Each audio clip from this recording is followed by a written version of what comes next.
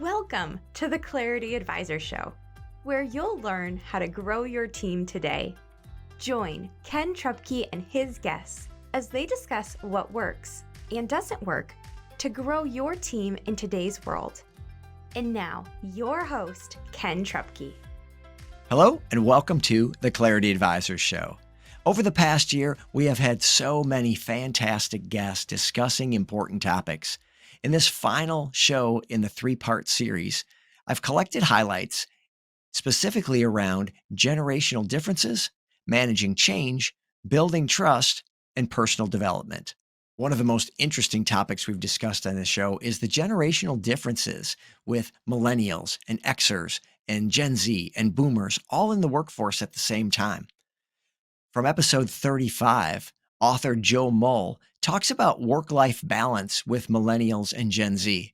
We saw the generational impact on this start well before the pandemic, right? So if you move through baby boomers and then Gen Xers and down through millennials and now Gen Z coming in behind them, we see a sort of incremental creep toward quality of life and toward purpose and toward work not being the central pillar of our lives, right? So it's not that it's way more important to one generation than the next. It's sort of become incrementally more important as each generation has come through. You know, we see and have known now for a couple of years that for millennials, it was important for them to have more work-life balance. They've been telling us for years that they are not married to their jobs in the ways that others who have come before have long been. What's also true amongst that generation is this idea of purpose or meaning in our work, that we want to know that what we're doing makes a difference, or at the very least, we want to work for a company whose mission or vision or values is having a positive impact on a community or on the population at large. And that just now has become more supercharged with Gen Z coming in behind them. Believe it or not, Ken, by 2025, 65% of employees on planet Earth are going to be either millennials or Gen Z. And we still think of millennials as this kind of group on the rise, but in a lot of organizations right now, your millennials are your mid-level managers. You know, we have a lot of millennials in the workplace who are 30 years and above. And so we have to kind of recognize that what we've long thought of as the next generation has been here for a while and is bringing another generation in along behind it. And that generation, this Gen Z, these digital natives who are coming through the door, more than ever before, they are looking for hybrid work and flexible work and work that allows them to live a higher quality of life and enjoy an opportunity to do work that fits into their life in a more ideal way. And here's Joe again talking about boomers and Xers and not either or. For a lot of years, we saw boomers who would retire out of the workforce, and then we would see this pattern of them taking part-time jobs in their retirement or volunteering for the things that were most fulfilling for them or of greatest interest for them. Because for a lot of boomers, it never occurred to them that work could be that, right? And then Gen X comes along, and really it was millennials who came along and said, hold on, time out. You can have a fulfilling life and have your work be a part of that. It's not an either or proposition. And so that was a big part of this. I think having that younger generation behind them for years saying, no, you know, how we feel about our work matters. From episode 36, here's the millennial guru, Paige Cornetet, talking about coaching across different generations. I would say the number one thing is always communication, right? So how does that person approach it, whether they're younger or older? I've seen both cases. And what works for each individual. So let's say the older the boomer is the boss to the millennial. Okay, well, how does he or she like it, right? And how does that person reporting to him, like, how do you effectively communicate together? And it is understanding the strengths, like, oh, this person likes a lot of detail, right? And they need a lot of detail. And it's really important that you're very forward and like full of information for that person. Or this person just really needs big picture, high level, and need to just give them like the 3 main points and they're good to go to make a decision. So it's just all about communication. And finally, from episode 28, my good friend and business leader, Michelle Voss, talking about generational differences that she's seen and her best advice for leaders today. For me, one of the things that that I find to be the biggest challenge is just the big gap in generational work attitudes. You know, what the generation above me was just like, this is how it is, it's how it's always been. And my generation being, completely like almost like the middleman between the younger generations of the younger generations have, I think, improved the workforce in drawing some healthier boundaries. And so, yeah, that's been a big challenge in that. And then also just in hiring that younger generation and recognizing that they do not believe the same things that we were taught and that we believed or used to believe. Like you have to put your time in, that you have to work at the same role for 5-10 years before you can advance. What I've tried to do is create opportunities within those jobs so that, in essence, the ideal thing would be there's no dead end jobs. That's great. That's great. Yeah, I think those are some really key distinctions of how it kind of used to be, and that, there's been some transition to that. And I'm with you. I think the younger generations, the newer people in the workforce, are bringing some healthier boundaries and drawing into the light some things that didn't really work that well, but nobody was really Yeah. going to say out loud. And so that's been good. So, well, listen, Michelle, I know your heart, and just from knowing you over the years, you care about your teams. You care about your people, not just because they're on your team at work, but because they're people that you know and care about. So I'm curious, what would be your best advice for leaders coming up as they become leaders or have been leaders for a few years and are looking to really succeed with their teams? My biggest thing that I've tried to convey to anybody who wants to be a leader, and the way that I try to do it is that I don't ask anybody who works for me to do something that I wouldn't be willing to do myself, and that no job is too insignificant, for a leader to do. That I don't really buy into the role of being on top of the box. That there was something I saw not too long ago, that the leadership styles of one leader on a box and all the employees are pulling it, versus another leader there with the team pulling the box together. Managing change can be a tricky area for any leader. From episode 15, franchise expert and CEO of R&R Tire Express, Adam Sutton, talked about planning for growth of a team. We knew that we needed to build a team to scale, right? We really wanted to be proactive and not reactive.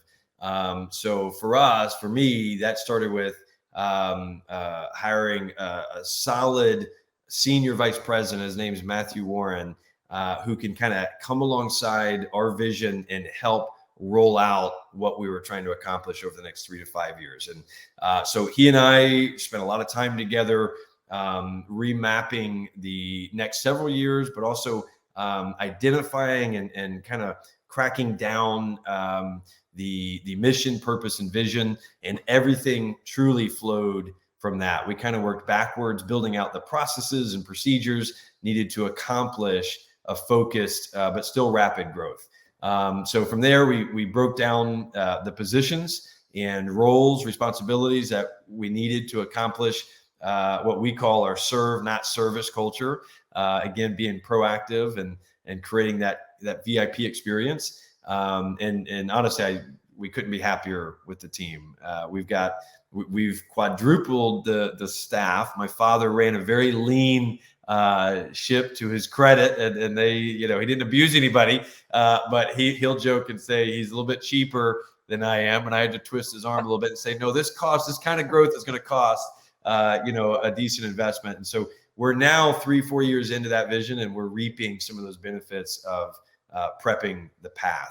And as you know, it's really been a group effort with nobody really needing to claim the credit, and so it's been great.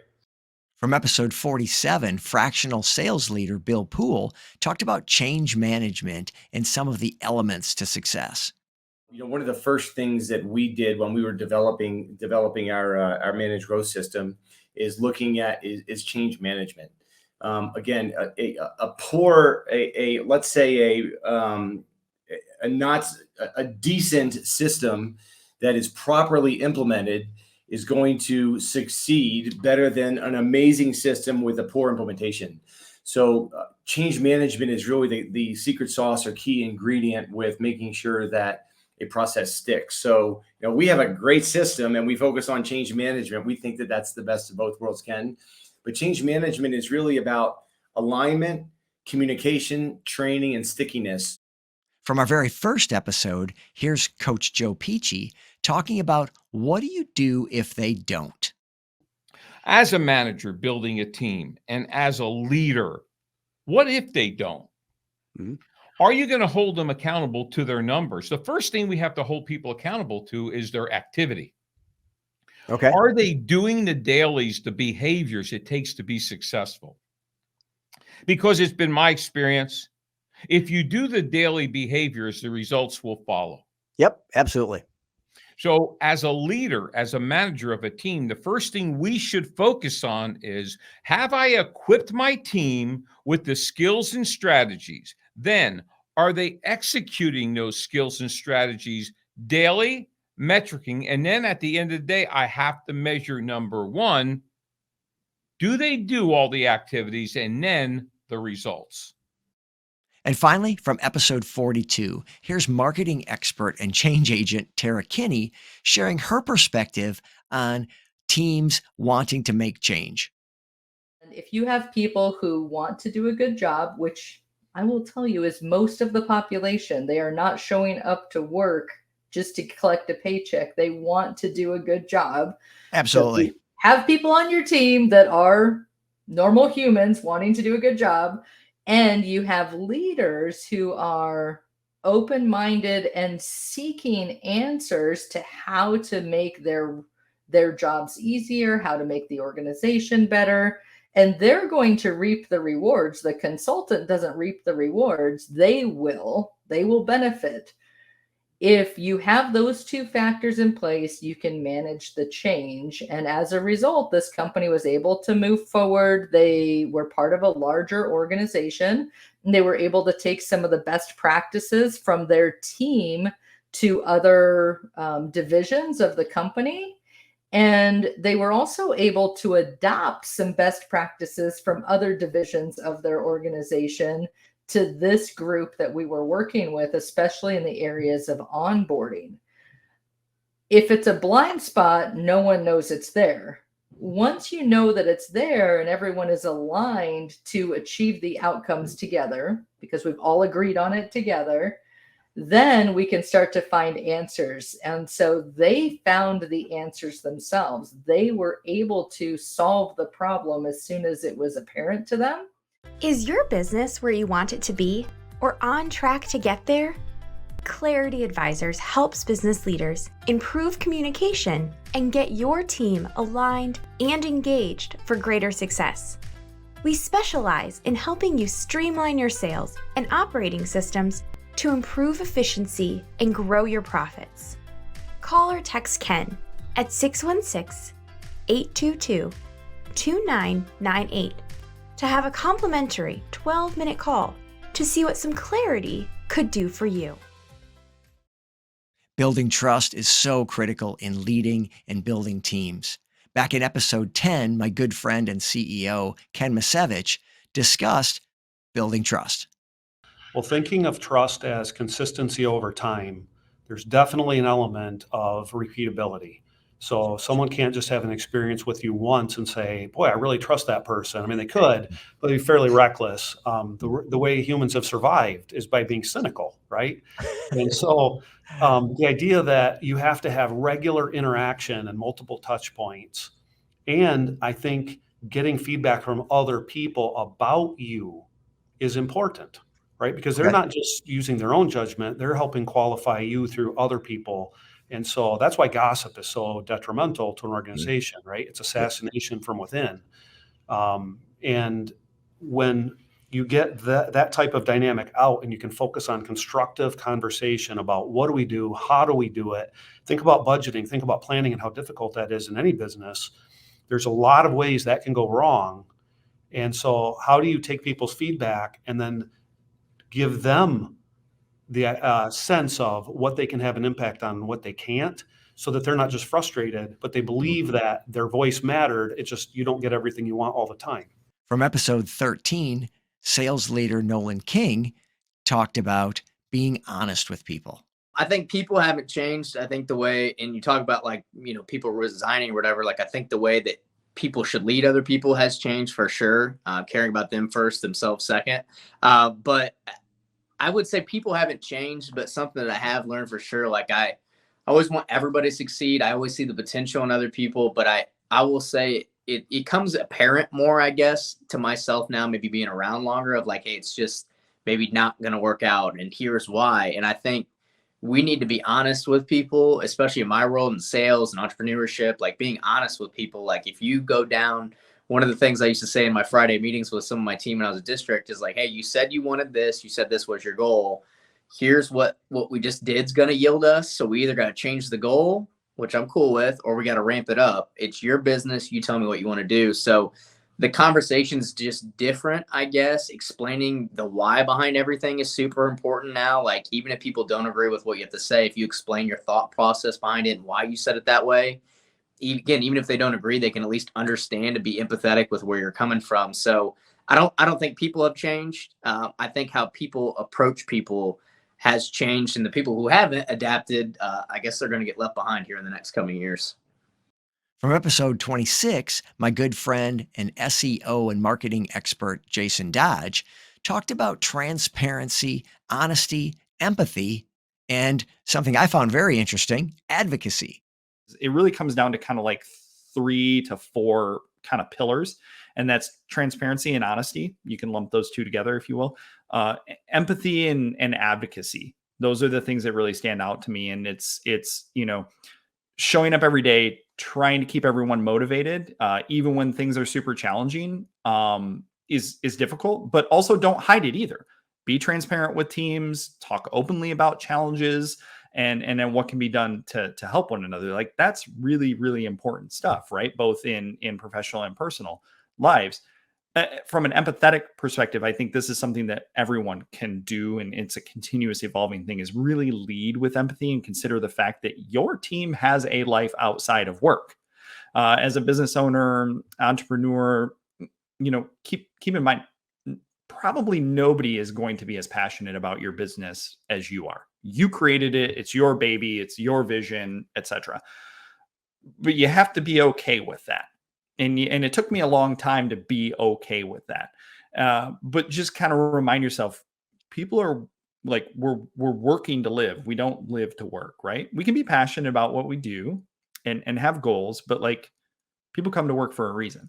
And so I think that's something to keep in mind. And then the advocacy piece, I think, is really important, especially for fast-paced businesses, different verticals, or smaller businesses where the leader's wearing many hats. I'm just upfront with everyone in the interview process is that I'm not a mind reader. You have to be an advocate for yourself, for the business, for your client. Like, you have to be an advocate for the things that you want. If there's something that you want to see change, whether it's process or systems driven, it's wage, it's benefits, it's whatever, you have to be an advocate for that, right? We're not mind readers, and we can't go around assuming that we know what people want. And finally, from episode 12, senior executive Nelson Wilner talks about building trust with your team and each other and being part of something bigger. Well, I think back to basics again. And it's really human nature type things. It's you can go to business school or read a lot of books, but it's about trusting each other. Employees and employers have to trust each other. They have to respect each other. That's very important. And if both sides care about trying to help each other out, those are constants that'll work. Other things that get added to that is it's important that employees know where they fit into the big picture. We all want to know the vision. We want to know the mission that we're on. we all want to feel like we're part of something. That's a basic constant that hasn't changed. And then again, since we just talked about it, I think we work better when we're together. There's no question that a meeting is different sitting around a table having conversation than everybody doing it kind of the way you and I are doing it today. It works, but it's not the same as being in the same room. So those are some constants that all come down to human nature of what people want out of a relationship, which is, really work is about a relationship. Personal development is always a key element of leadership success. If you don't grow yourself, you can't pour into and grow your team. And nobody knows self-development better than Michelle Steffes, who in episode 34 talked about leading ourselves first. And emotional intelligence really is learning how to be intelligent about your emotions. That's really what it is. There's nothing worse than trying to follow a leader who's flying off the handle. You got to walk around them with, eggshells. You constantly can't really rely on how they're going to respond to anything. And you certainly don't feel like you can trust or rely on them.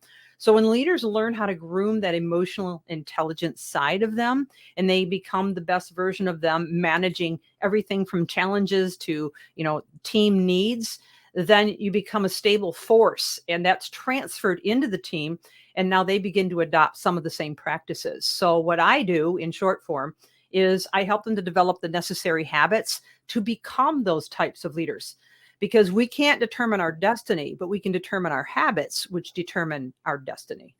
And here's Michelle again on what holds leaders back. It's the fear of taking risks. It's the fear of stepping on somebody's toes. It's the fear of not measuring up or of doubting ourselves as leaders all the time and questioning and second guessing ourselves. And I like to call it cognitive dissonance, which really cognitive dissonance holds back a lot of leaders. And that's when you may have the head knowledge to do what's right as the leader, but in your heart, you're constantly unsure of yourself. And that uncertainty then bleeds into your ability to lead and inspire your team.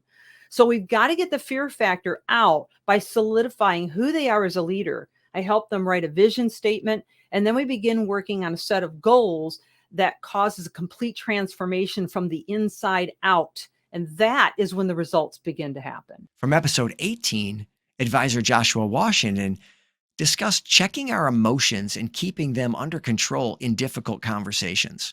Here's what I do. I have my attendees, I have them, we do a red, yellow, green. And I tell them before you have a conversation, because there's a planning portion of this approach as well. So when they're planning, they have to get to the green, which means there's intoxication, there's that midpoint, and then there's the sober. So that's speaking to our emotions. And Ken, you've probably seen this. Whenever you're having a conversation with someone and your emotions are high, you're intoxicated with, let's say, anger or whatever. When emotion goes up, generally speaking, intelligence seems to go down. And so we talk about making sure you're not intoxicated with those emotions. Do your best to get to the sober place, because that's where solution lives. And here's Joshua again, talking about the importance of continual self-development. We have to, as leaders, commit to continuous development, continuously equipping yourselves. It amazes me that oftentimes when I'm having a conversation, kind of that initial consult with a business, one of the things I'll ask them is, hey, when's the last time you all had some leadership training or coaching or communication training or coaching? When's the last time you all have resourced yourselves or looked into how to resources to equip yourselves and up your skills? And quite often the answer is we haven't. And it's because we're focused on, operations and all these other things. And so my advice to any leader listening to this is focus on the basics. Don't ever get to a point in your career or your leadership where you kind of plateau and you think I've kind of reached the mountaintop, because the variable is always changing. The workforces that you are leading are always changing, always evolving. Therefore, their needs are always changing and evolving. So the more, attuned you stay to your development, the better equipped you will be to manage these teams and these relationships without all that stress and chaos that quite often makes our job dissatisfying. And finally, from episode 30, financial advisor, podcaster, author, and general expert Kristi Nowrouzi talking about EQ. I wish I knew in my 20s what EQ-ment. But if we could get a pulse on our own EQ, and if you don't know what that means, Google it. There are videos, there are books, there's all sorts of all of it about our emotional intelligence. It is a real thing. It really, when we get a grasp on that, we get to change or control, rather, how we show up in stressful situations. So my knee-jerk reaction in the past and what I had done in the past, I mean, I will never forget this terrible, terrible scene replays in my mind all the time. My prior business, somebody had done something wrong and it felt deliberate. And this is before I knew her personality type and how that might appear that she was deliberate in this, insubordination or whatever it was. And I remember putting my hands on her desk and leaning into her face and, through my teeth, like yelling at her because I had no self-control. And I just wanted her to know how mad I was and disappointed and all of those emotions. And like, I will never show up, at least in public. Like I might have a personal meltdown in my bedroom one day, but not where I am the leader. Leaders are not allowed to have bad days because people that rely on us to lead them, they take that and they make it personal. I made them upset. I did this, I did that. And so we have to show up in a certain state, and understanding our emotional intelligence is probably the best thing a leader can know, really get to know deeply, if you're going to lead people well, how we can control our own emotions. Okay, and that brings us to the end of another Clarity Advisor show and the completion of our 3-part retrospective series. If you missed parts 1 and 2, please go back and enjoy those. Some great highlights from this past year. And thank you again for joining us over the past year and specifically today. Please take a moment, if you would, to leave a 5-star review on the platform you are listening or viewing right now. And we will see you next time on the Clarity Advisor Show. Thank you for listening to the Clarity Advisor Show. Clarity Advisors is a speaking, training, and consulting firm specializing in helping you simplify your sales and operating systems to improve efficiency and grow your profits. Connect with Clarity Advisors today to learn more about how they can help you improve communication and get your team aligned and engaged for greater success.